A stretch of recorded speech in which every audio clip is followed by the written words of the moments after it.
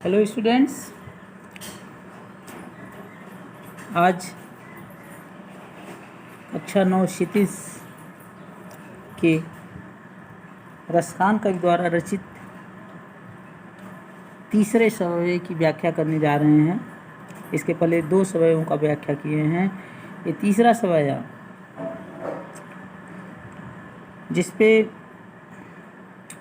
गोपी एक गोपी दूसरे गोपी से कह रही है स्वांग रचाने के लिए। स्वांग मतलब जब किसी व्यक्ति को कोई व्यक्ति बहुत प्यारा होता है तो जैसा अगला करता है उसी हिसाब से ये भी एक वैसे नाटक करता है, उसका स्वांग रचता है, कॉपी करता है, जिसे कहते हैं नकल करता है। तो वही स्वांग रचने के लिए कह रही है। तो वो गोपी कह रही है कि मोर पखा सिर ऊपर रखियों, गुंज की माल गरे पहरूंगी, ओढ़ पीतम्बर लय लकुटी बन, गोधन ग्वारिन संग फिरूंगी, भाव तो ओहि मेरो रसखान, सो तेरे कहे सब स्वांग करूंगी, और या मुरली मुरलीधर की, अधरान धरी अधरान धरूंगी। इसमें कृष्ण की प्रेमिका एक गोपी का प्रेम प्रदर्शित हुआ है, और इसमें गोपियाँ कृष्ण के प्रेम में इतना मुग्ध थीं कि वे मुरली तक को अपना सौत मानती थी। क्यों सौत मानती थी? क्योंकि मुरली हमेशा कृष्ण जी के साथ रहती थी, तो इसलिए मुरली को अपना सौत मानती थी। अपनी एक उनसे ईर्ष्या की भावना रहती थी। और यहाँ एक गोपी के माध्यम से प्रस्तुत उपालंबपूर्ण मतलब उलाहना भरी उक्त में कृष्ण के प्रति प्रेम, किंतु मुरली के प्रति सौतिया डाह का अत्यंत सबल और मनोहरी अभिव्यक्ति हुई है। और कृष्ण का वेश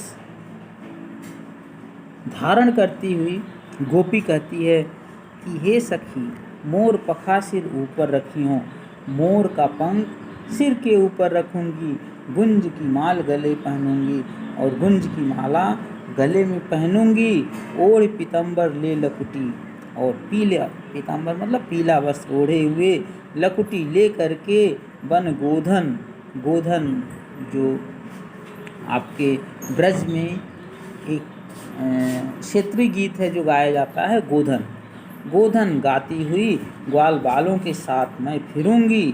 क्यों? क्योंकि भाव तो वो ही मेरो रसखान जब कह रहे हैं, क्योंकि वो कृष्ण मुझे अच्छा लगता है, इसलिए सो तेरे कहे सब स्वांग करूंगी। तुम्हारे कहने से सब कुछ मैं स्वांग रचूंगी, सब कुछ नाटक करूंगी। लेकिन या मुरली मुरलीधर की, अधरान धरी अधरान धरूंगी। लेकिन वो मुरली जो श्री कृष्ण की मुरली है, उसे अपने होठों पर मैं कदापि नहीं रखूंगी, क्योंकि वो मुरली तो हम लोगों की सौत है, हमेशा कृष्ण जी के साथ चिपकी रहती है, इसलिए मैं उसे कभी भी नहीं रखूंगी। बाकी सब करूंगी। या मुरली मुरलीधर की, अधरान धरी अधरान धरूंगी। मैं उस मुरली को अपने होठों पर नहीं रखूंगी। आगे आपका तीसरा सवया है, कानन दय अंगुरी रही वो, जबही मुरली धुनि मंद बजे हैं, मोहन तानन सौरस खानी, अटा चढ़ी गोधन गए हैं तो गए हैं, तेरी कहो सिगरे ब्रज लोगिन, काली को कितनो समझे हैं, माई रीवा मुख की मुस्कान, संहारी न जय हैं न जय हैं न जय हैं। इस सवया में रसखान कवि एक गोपी का वर्णन कर रहे हैं, जो कहती है कि कृष्ण की मुस्कुराहट, कृष्ण की मुस्कान इतनी मादक है, इतना आकर्षक है कि इसके प्रभाव से कोई बच नहीं सकता है। उस मुस्कान के प्रभाव से कोई बच ही नहीं सकता है। सब कुछ से बचा जा सकता है, लेकिन कृष्ण के उस मुस्कान से कोई नहीं बच सकता है। और कह रही है कि कानन हृदय अंगुरी रहिबो जब ही मुरली धुनि मंद बजे हैं। श्री कृष्ण जब मीठी मंद मीठी धुन में बांसुरी बजाएंगे तो कानन हृदय अंगुरी, कानन मतलब कान में, अंगुली कैसे दे दूंगी, अपने कान में अंगुली भला कैसे रख दूंगी। जब श्री कृष्ण मंद मीठी धुन में बांसुरी बजाएंगे तो भला अपने कानों में अंगुली मैं कैसे रख लूँगी। और मोहनितानन और रसखान यटा चढ़ गोधन गए हैं तो गए हैं। और जब वे अपनी मोहनी तान में गोधन के गीत गाएंगे, गोधन के गीत गाएंगे तो अटाचढ़ी मतलब अटारी पर, भला अटारी पर चढ़ करके उनके गीत को सुनने के लिए कैसे मैं नहीं जाऊंगी। और टेर कहो सिगरे ब्रज लोगिन काल को कितनों समझइयों।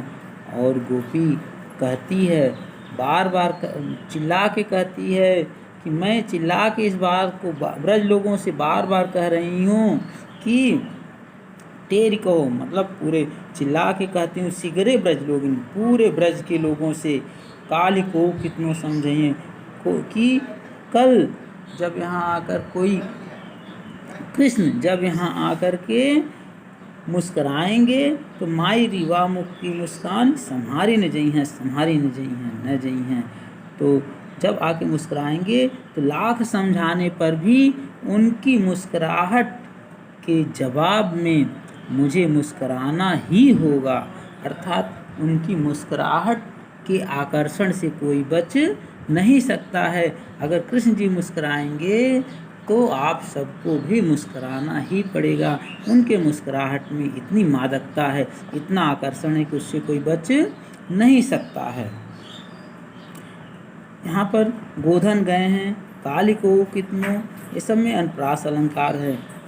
और साथ ही में कृष्ण की मुरली की धुन और उनकी मुस्कान की अचूक प्रभाव बताने के साथ साथ गोपियों की विवशता का सजीव चित्रण किया गया। यानी गोपियाँ विवश हैं, अगर चाहें भी कि वहाँ न जाएं, गोधन गीत न सुने, लेकिन उन्हें सुनना ही है क्योंकि वो कृष्ण के वशीभूत हैं, कृष्ण के प्रेम में विह्वल हैं।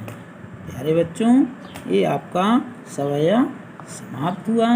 अगर आपको अच्छा लगा हो तो मेरे वीडियो को लाइक करना, अपने दोस्तों को भी शेयर करना और चैनल को सब्सक्राइब करना मत भूलिए।